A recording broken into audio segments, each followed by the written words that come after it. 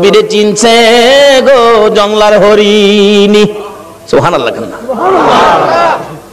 মদিনার ঘটনা বলছি। শিকারী দুই পাহাড়ের মাঝখানে সুতার জাল ফিট করছে। জাল মাছ মারে না জাল দিয়া? না, সুতার পানির থেকে তো মাছ মারে জাল দিয়া। শিকারী দুই পাহাড়ের মাঝখানে সুতার জাল ফিট করছে হরিণ ধরার জন্য। সুতার জাল, কিতাবে লিখছে জাল ফিট করছে। গাছগাছার মধ্যে লাঠি দিয়া বাইরে আইতেছে, দাও ধাক্কা দিতেছে। হরিণ থাকলে দৌড় দিবে নিরিবিলি রাস্তা দিয়ে, এমনি তো সুতার জালে আটকা পড়ে যাবে। এভাবে লাঠি দিয়া বাইরে আইতেছে বাবলা কাটার জঙ্গলার মধ্যে। এক হরিণী এই জঙ্গলার থেকে জীবন বাঁচানোর জন্য দৌড় দিয়ে সুতার জালের মধ্যে পেঁচ খায়া গেছে। শিকারী দৌড়ায় যাইয়া ভালো করে পেঁচাইয়া বিরাট বড় হরিণ কাঁধে করে আনা যায় না। কিতাব লেখে শেষরাইয়া আনতেছে। হরিণী তার বাসায় কান্দে আর ডাকে, শিকারী রে তোর পায়ে দড়ি রে শিকারী, আমারে ছাইরা দে, আমার ছোট্ট দুইটা বাচ্চা অনাহারে মারা যায়। এত কান্দে রে শিকারী, শোনে না। একটা গাছের গোড়ায় নিয়ে এই পেঁচানো হরিণ জাল সহ বাইদা শিকারী একটু দূরে চলে গেলে এই পথ দিয়ে আসতেছে রাহমাতাল লিল আলামিন। সকল প্রাণী দুঃখ আমার নবী বুঝতেন কিনা বলুন? শুধু এটাই শেষ নয়, নবীর জীবনী সাহাবীদেরকে নিয়ে নবী আলোচনায় বসলেন। এমন সময় একটা দোয়েল পাখি দৌড়ায়া এসে নবীর সামনে বসে গেছে। সাহাবীরা কে, হুজুর দোয়েল পাখি মানুষের কাছে, পাখি তো মানুষ দেখলে পালায়। রাসূল বলেন তার মনে কোনো দুঃখ আছে, তোমরা চুপ থাকো। একটু পরে আরেকটা বাজ পাখি পাশে বসে গেছে। হুজুর একটা বাজ পাখি আইছে, তারও কোনো দুঃখ আছে, তোমরা বসো। রাসূল জিগায়, দোয়েল পাখি কি দুঃখ তোমার? দোয়েল পাখিটা কাতর সুরে বলতেছে, হুজুর এই বাজ পাখিটা আমার সারাদিন যাবত দৌড়াইতেছে, ধরতে পারলে আমার কলিজাটা খুইলা খাবে। আল্লাহর নবী গো, এই বাজ পাখিটা আমারে খাইবার জন্য দৌড়াইতেছে, হুজুর আমার এটা মনে বড় দুঃখ। কয় কি তোমারে খাওয়ার লেগে দৌড়াইতেছে? এই বাজ পাখি তুমি?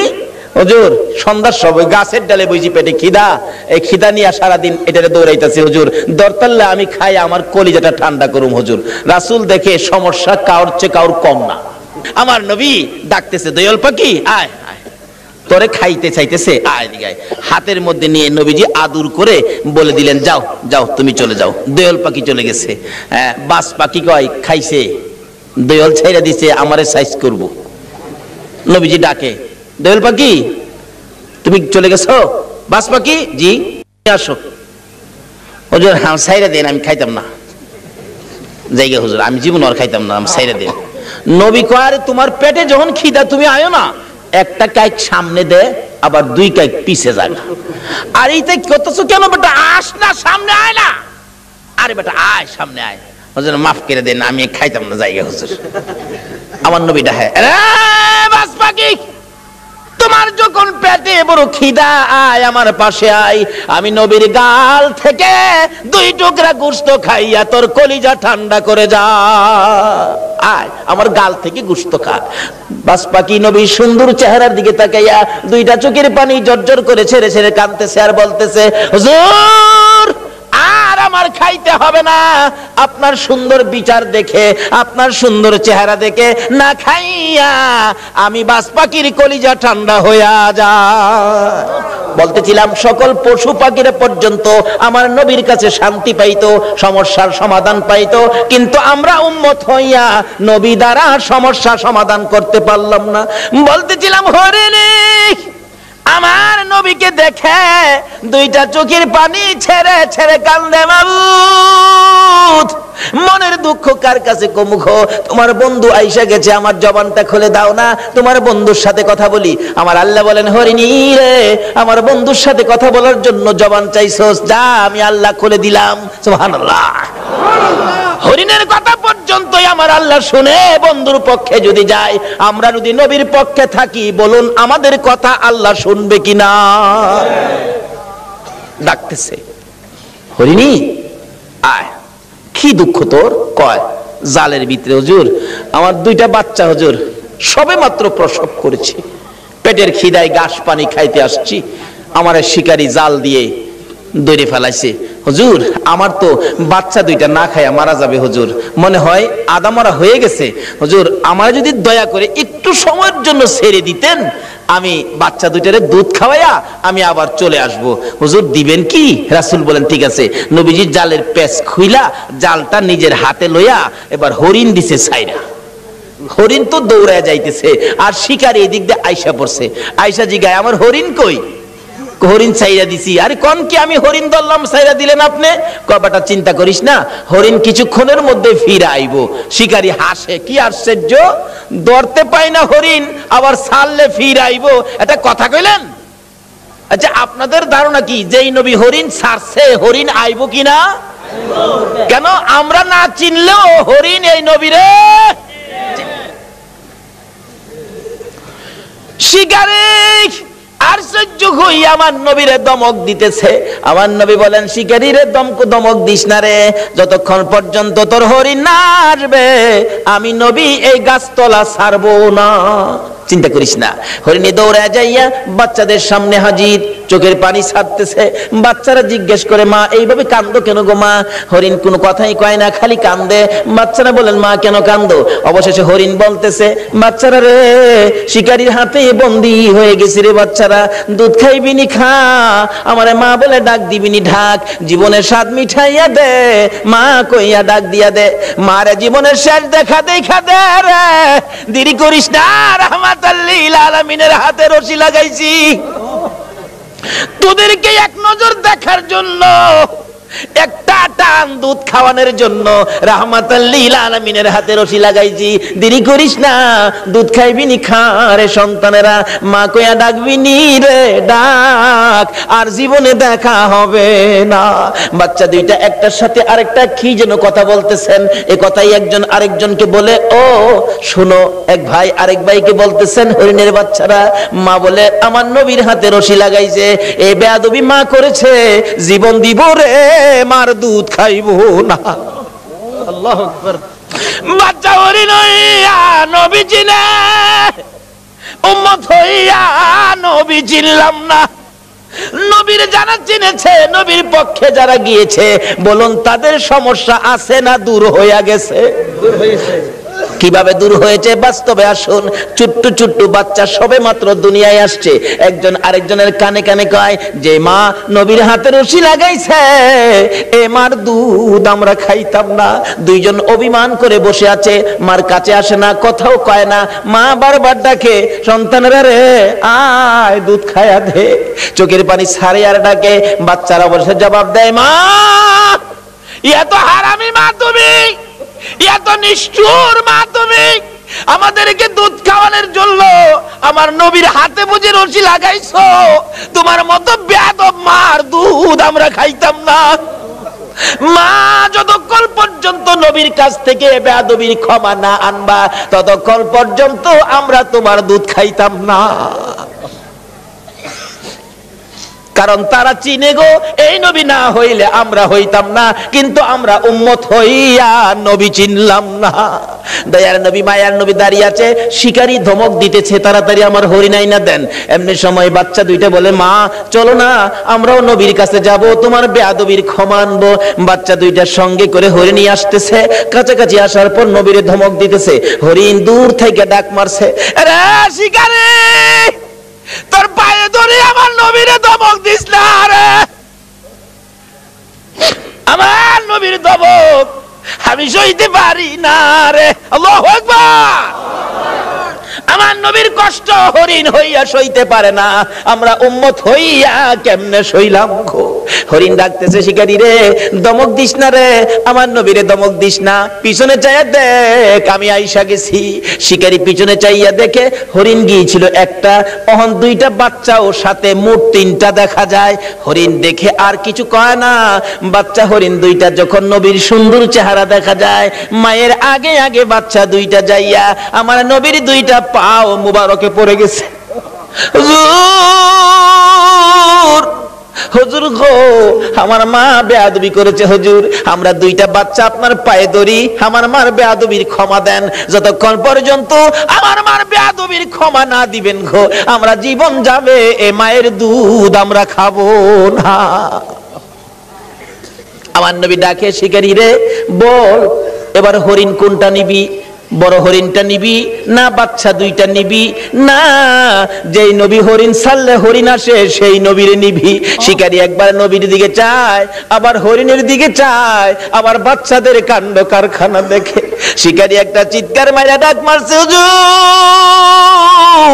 আর আমার হরিণের দরকার নাই গো, যেই নবী হরিণ একটা ছাড়লে তিনটা ফিরে আসে গো, আমার সেই নবীর দরকার। হরিণ ছেড়ে দিলাম, আপনি নবীর হাত ধরে কালিমা লইয়া মুসলমান হইলাম। আজকে পশু পাখিরা পর্যন্ত আমাদের নবীকে দিয়ে বিপদ থেকে উদ্ধার হয়, কিন্তু আমরা পারতেছি না। বোঝা গেল আমরা নবীকে ভালোবাসতে শিখি নাই, আমরা এখনো নবীর পক্ষে যাইতে শিখি নাই। কিভাবে যাবেন আসুন আগে বাড়ি। আপনাদের কষ্ট হইতেছে ভাই সাহেব? নবীর জন্য কষ্ট করতে মন চায় না? কেন কষ্ট করবেন না? আমার নবী যেদিন এই দেশ থেকে বিদায় হয়ে যাবে, আমার আল্লাহ জিব্রাইলকে দিয়ে প্রস্তাব পাঠাইছিলেন, ও জিব্রাইল আমার বন্ধুর কানে খবর দাও, আমার বন্ধু এই দেশের মাটিতে থাকতে পারবে না, আমার বন্ধু এই রক্ত মাখা জমিনের মধ্যে রাখবো না, আমার বন্ধুর দেহ আমার আরশের ডাইন পাশে দাফন করব। জিব্রাইল খবর নিয়ে ডাকতেছেন, হুজুর আল্লাহর সালাম গ্রহণ করুন। আমি জিব্রাইলের সালাম গ্রহণ করুন। আল্লাহর নবী গো আপনার দেহ মোবারক আল্লাহর আরশের ডাইন পাশে দাফন হবে, আপনি খুশির সহিত কবুল করুন। আমার নবী কোনো কথা কয় না, দুইটা চোখের পানি জর্জর করে ছাড়তেছে। জিবরাইল বলেন, ইয়া রাসূলুল্লাহ এত সুন্দর প্রস্তাব নিয়ে আসলাম, কোনো কথা কন না, খালি কাঁদেন কেন জানতে চায়। আমার নবী বলেন, জিবরাইল রে তোমার জন্য খুশির খবর হতে পারে, আমি খুশি হতে পারলাম না। কেন পারলেন না? রে জিবরাইল আমার দাফন আল্লাহর আরশের ডান পাশে হবে, আমি জানতে চাই আমার গুনাহগার উম্মতের দাফন কই হবে রে? জিবরাইল বলেন, আপনার উম্মতের দাফন এই জমিনের মধ্যে হবে। আমার নবীর কান্না আরো বেড়ে গেছে। জিবরাইল না না সইতে পারি না, আমি আরশে থাকবো আর আমার উম্মতেরা এই জমিনে থাকবে, আমার মন মানে না, প্রস্তাব আমি রাখবো না। আমার পক্ষ থেকে একটা প্রস্তাব আমার প্রভুর দরবারে তুলে ধরো। জিবরাইল রে আমার গুনাহগার এতিম উম্মতেরা যেই জমিনে থাকবে, আমি নবী আরশে যাব না রে, আমি আমার গুনাহগার উম্মতের পাশে সেই জমিনের মধ্যে শুয়ে থাকবো।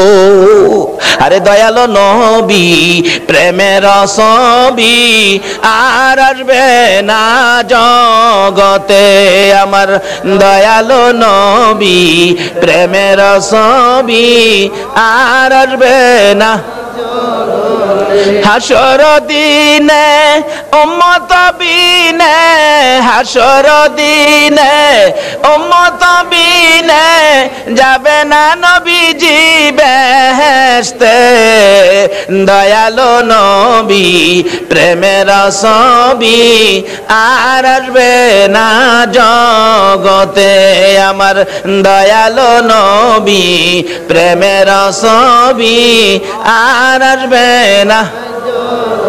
63 সাল জিন্দেগি কাটছে বলে উম্মতি, 63 সাল জিন্দেগি কাটছে বলে এখনো কান্দে শুয়ে মদিনাতে নবী, এখনো কান্দে শুয়ে মদিনাতে, দয়ালো নবী প্রেমের ছবি আর আসবে না জগতে, আমার দয়ালো নবী প্রেমের ছবি আর আসবে না।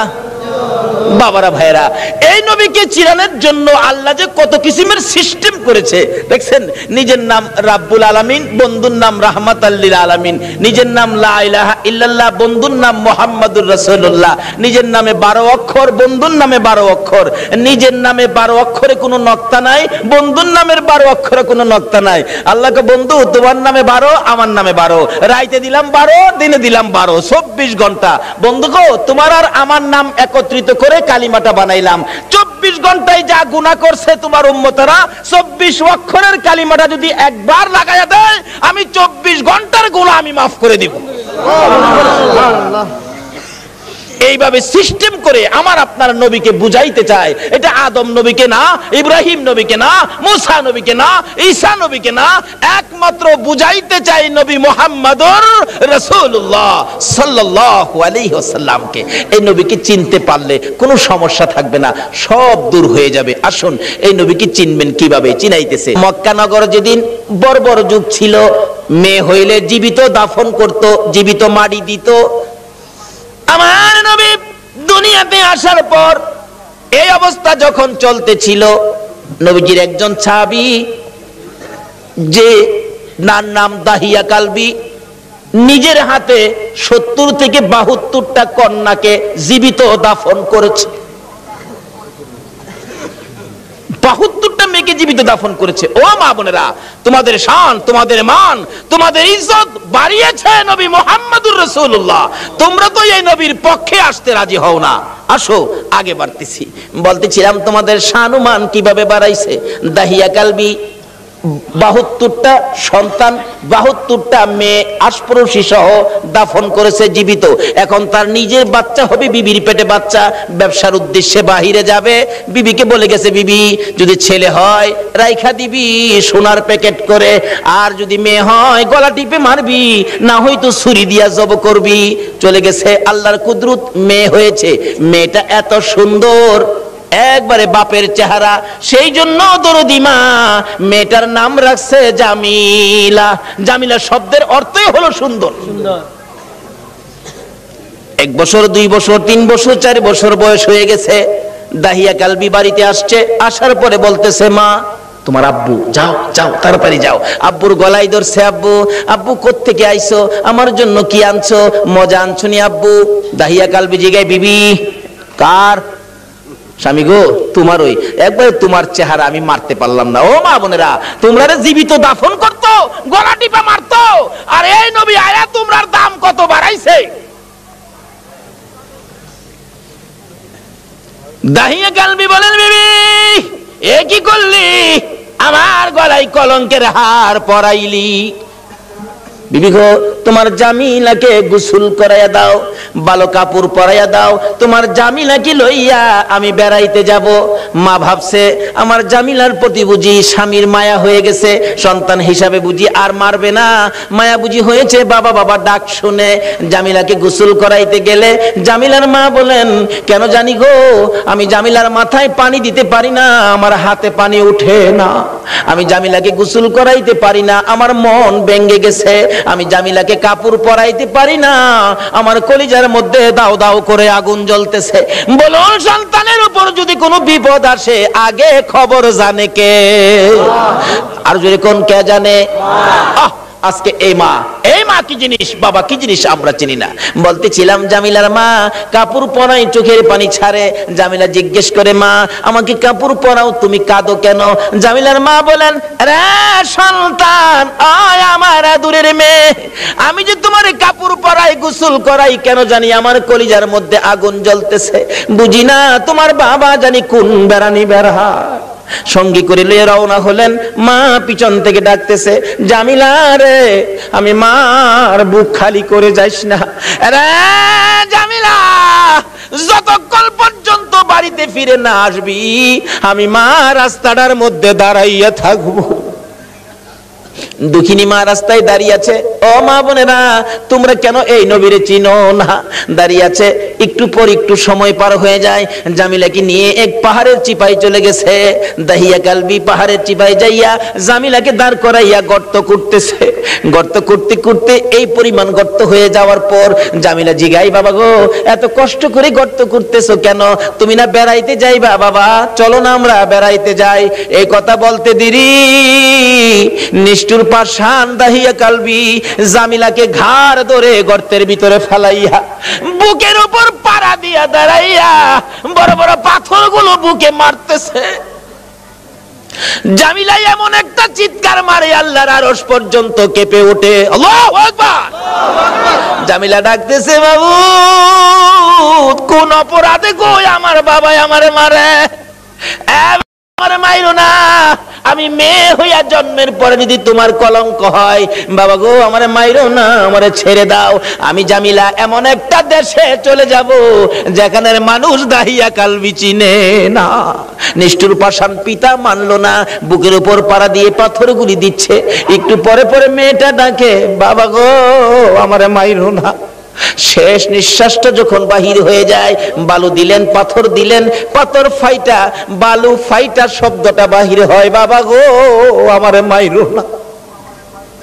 শেষ নিঃশ্বাস ত্যাগ করে বিদায় হয়ে গেলে দাহিয়া কালবি বলেন, আমি যতদূর যাই আমার কানের মধ্যে আওয়াজ আসে, সন্তান আমারে ডাকতেছে, বাবা গো আমারে মাইরো না। মনটা মানতেছে না, কি করলাম, এত সুন্দর করে আমারে বাবা কইয়া ডাকতো। দৌড়া বিবির কাছে গিয়ে কাঁদতেছে, বিবি গো, ও বিবি আমার জামিলা কই গো বিবি। বিবি কান্দে, স্বামী আমার কলিজাটা কেন জানি ধাউ ধাউ করে আগুন জ্বলতেছে। বিবি গো আমি তো তোর জামিলা রে জীবিত দাফন করে আসছি। বিবি কান্দে, স্বামী কি করলা? একটা দৌড় মারছে আমার নবীজির দরবারে, ইয়া রাসূলুল্লাহ আমি দাহিয়া কালবি অপরাধী আপনার কাছে আসছি। কি করেছো হুজুর?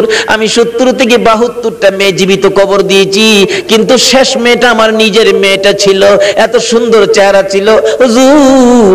আমার যখন বাবা কইয়া ডাকছে গো, এখন তো আমি ডাক আর বলতে পারি না হুজুর গো, এই অপরাধ কি আমি ক্ষমা পাবো? আমার নবী বলেন, দাহিয়া কালবি রে আয় আমার পাশে আয়, আমার হাতে হাতটা লাগাইয়া একবার কালিমা শরীফ পাঠ করে দে, আমি তোর পক্ষ থেকে আল্লাহর কাছে ক্ষমা চাবো, আমার আল্লাহ তোরে ক্ষমা করে দিব। আমার নবী ওই দিনের পর ঘোষণা করে দিলেন, আর কোন মেয়ে সন্তান মারা যাবে না, জীবিত কবর দেওয়া যাবে না। যার একটা মেয়ে হবে সে বেহেশতি হবে, যার 2টা মেয়ে হবে সে বেহেশতি হবে, যার 3টা মেয়ে হবে আমি রাসূলের সাথে বেহেশতি হবে। জোরে জোরে কোন সুবহানাল্লাহ। বলুন মেয়ের দাম বাড়াইছে কিনা আমার নবী? এখন মহিলারা এই নবীর পক্ষে আসা দরকার আছে কিনা? ও মা বোনেরা, যদি আমার নবীর পক্ষে আসতে পারো, দেখো না পুরস্কার কি আর। আল্লাহ জানে গো, তোমরাই আমার নবীর কদর জানো। যারা আজকে নবীর মহব্বতে এই মাহফিলে বসে আছো, আমার নবী তোমাদের জন্য ফুলসিরাতের গাড়ে বসে থাকবে। হাসরের জমিন যেদিন কায়েম হবে, আমার আল্লাহ বিচারের কোট নিয়ে বসবেন, ডাকবেন ফেরেশতারা রে আমার বন্ধু কই রে, বন্ধু সারা বিচার হবে না, দেখ আমার বন্ধু কই। ফেরেশতারা ঘুরতে থাকবে, কোথাও নবীজিকে পাওয়া যাবে না। হযরতে জিবরাইল যাইয়া দেখবে ফুলসিরাতের কিনারে আমার নবী কান্দে রে। বারবার পিছন দিক থেকে ডাকতে থাকবেন, ইয়া রাসূলুল্লাহ চলুন, বিচারের কোট বসে গেছে, বিচার শুরু হবে, হুজুর চলুন চলুন। আমার নবী জবাব দিবেন না, 2বার ডাক দিবেন জবাব দিবেন না, 3বারের মাথায় নবীজি মুখটা ফিরাইলে জিবরাইল দেখবে নবীর চোখের পানিতে 2টা চোখের সাইড কালো হইয়া গেছে। হুজুর এইভাবে কেন কাঁদতেছেন? চলুন না, বিচার কাজ শুরু হবে। আমার নবী বলবেন, জিবরাইল রে না জানি আমার গুনাহগার উম্মতেরা রে ফুলসিরাতের ফুলের নিচে বইরা যায়, এই ব্যথায় আমি কান্দি, এই দুঃখে আমি কান্দি। চলুন বিচারের কাজ শুরু হবে। আমার নবী আল্লাহর আরশের সেজদায় নিচে যায়, সেজদায় পড়ে যাবে। আমার আল্লাহ ডাকবে, বন্ধু গো আর এইভাবে কান্দো না, কথা দিলাম তোমার একটা উম্মত আমি আল্লাহ জাহান্নামে দিব না। নারে তাকবীর, আল্লাহ নারে রিসালাত, ইয়া রাসূলুল্লাহ, নারে গাউসিয়া, জশ্নে ঈদ মিলাদুন নবী জিন্দাবাদ, হায়াতুন নবী জিন্দাবাদ, জিন্দা নবী জিন্দাবাদ। মাশাআল্লাহ। বলতেছিলাম আমার নবী আরশের নিচে সিজদায় পড়ে গেলে আমার আল্লাহ কথা দিবেন, বন্ধু গো তোমার কান্না আর সহ্য হয় না, কথা দিলাম তোমার উম্মত আমি জাহান্নামে দেব না। আমার নবী মাথা উঠাইয়া চোখের পানিগুলো ঝরতে থাকবে, 2টা হাত এইভাবে বাড়াবে, মাবুদ গো আমার উম্মত যদি জাহান্নামে না দাও, আমার উম্মতের গুনার খাতাগুলো আমি নবীর হাতে দিয়া দাও। আমার আল্লাহ বলবেন, বন্ধু গুনার খাতা তোমার কাছে দিব কেন? মাউত এক কোটি কোটি মানুষের সামনে আমার উম্মতের গুনার খবর যেন অন্য নবীরা জানতে না পারে, সেই জন্য আমার হাতে দিয়ে দাও। আমার আল্লাহ বলবেন, বন্ধু তোমার হাতে দিব না, অন্য নবী রাসূল জানবে না, অন্য নবী রাসূলের উম্মতেরা অন্য নবী রাসূল জানবে দূরের কথা, তোমার উম্মতের গুনার খবর তোমারেও জানাবো না, আমি আল্লাহ সব মাফ করে দিব।